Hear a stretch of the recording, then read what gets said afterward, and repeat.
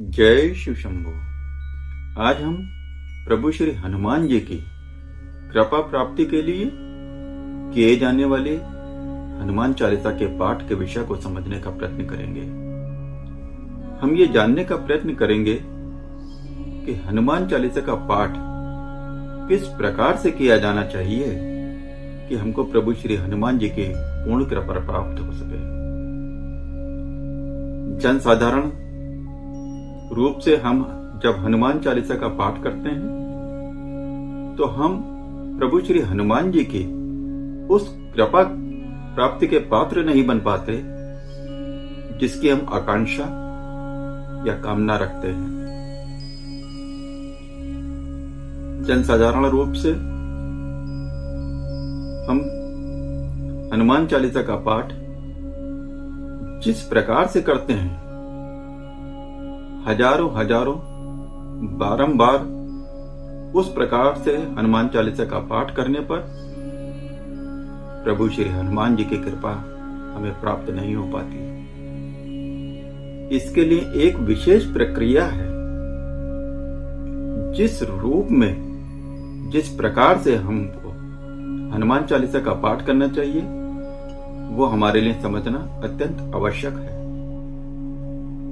साधारण रूप से किए जाने वाले हनुमान चालीसा के पाठ को हम बारंबार, अनेक बार, हजारों बार करते रहेंगे, परंतु हनुमान जी की वो हमको कृपा प्राप्त नहीं हो पाएगी जिसकी हम कामना रखते हैं। जिस मनोभाव से, जिस उद्देश्य प्राप्ति के लिए हम हनुमान जी की कृपा प्राप्ति के लिए हनुमान चालीसा का पाठ करते हैं वो हमारे लिए फलदायी नहीं हो पाती।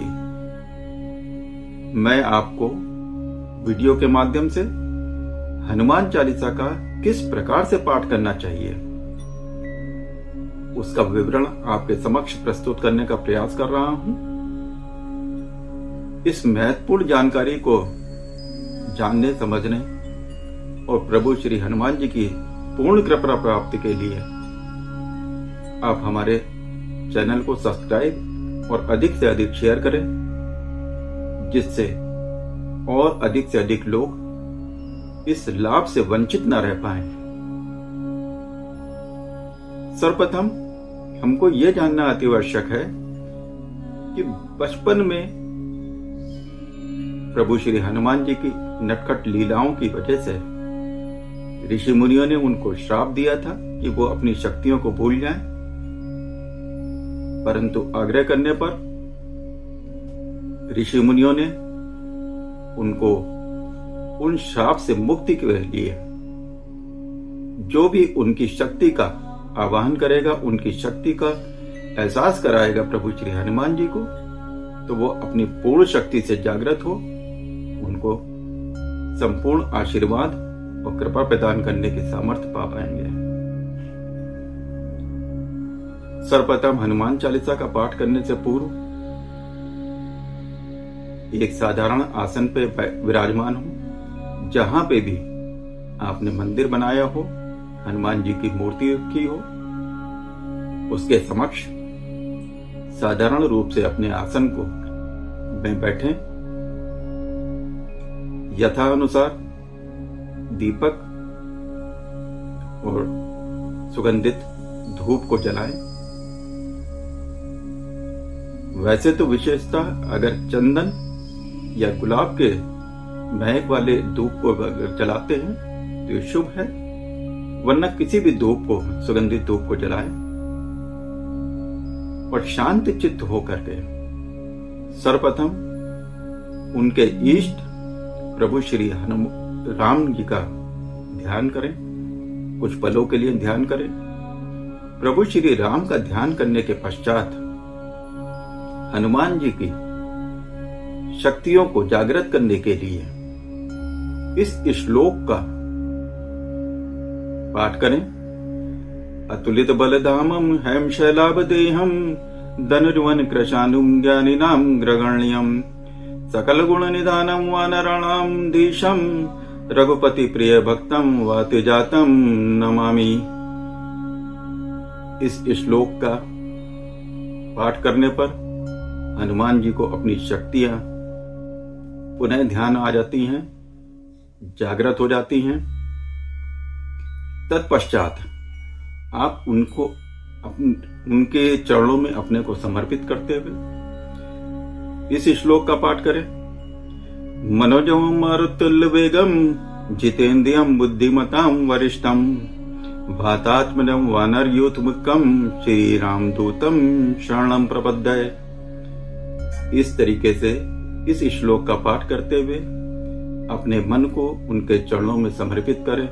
अपने को उनके चरणों में समर्पित करते हुए जिस प्रकार से अब आप हनुमान चालीसा का पाठ करते हैं, उसी तरीके से जय हनुमान ज्ञान गुण सागर, जय कपीस लोक उजागर, रामदूत अतुलित बलधामा, अंजनी पुत्र पवन सुत नामा, इस तरीके से आप पाठ करते हुए श्री गुरु चरण सरोज रज निज मन मुकुर सुरार, बरनौ रघुबर बिमल दस दुःखदायक फल चार। जैसे भी आप पाठ करते चले आ रहे हैं उस प्रकार से पाठ करें और अंत में जहां पर आता है तुलसीदास सदा हरि चेरा, कीजय नाथ हृदय में डेरा, इस चौपाई में आप अपने स्वयं का नाम लेते हुए और अब उस स्वयं के नाम के साथ में दास शब्द का उपयोग करते हुए, उदाहरण के लिए जैसे मैं अपने स्वयं का नाम लेता हूं, अजय दास सदा हरि चेरा, कीजय नाथ हृदय में डेरा, इस तरीके से हनुमान चालीसा का समापन करते हुए उनको अपना पूर्ण श्रद्धा से, पूर्ण समर्पण भाव से और पूर्ण विश्वास के साथ में कि हनुमान जी आपके ऊपर पूरी कृपा बनाए रखें, आपके समस्त कष्टों का निवारण करें, आपको सपरिवार समस्त सुख समृद्धि और शक्ति प्रदान करें, ऐसी कामना एवं भाव रखते हुए इस तरीके से अगर आप हनुमान चालीसा का पाठ करते हैं तो ये आपके लिए निश्चित रूप से फलदायी और लाभदायी होगा। चलते फिरते हनुमान चालीसा एक अपने आप में हर चौपाई एक बहुत संपूर्ण मंत्र है, शक्तिशाली मंत्र है। इसको चलते फिरते किसी भी प्रकार से आप चाहें कि हनुमान चालीसा का पाठ करें, ये मेरे विचारानुसार और अनुभव अनुसार ये ठीक नहीं है। शांत भाव से शांत चित्त होकर के शुद्ध शरीर को करते हुए और मन को एकाग्र उनके चरणों में करते हुए, जिस प्रकार से अभी पूर्व में विवरण दिया गया है, अगर आप हनुमान चालीसा का पाठ करते हैं तो मेरा ऐसा विश्वास है और मेरा ऐसा अनुभव है कि हनुमान जी की आपके ऊपर सर्व कृपा प्राप्त होगी। हनुमान जी आपकी सर्व प्रकार से रक्षा करेंगे। जय शिव शंभू।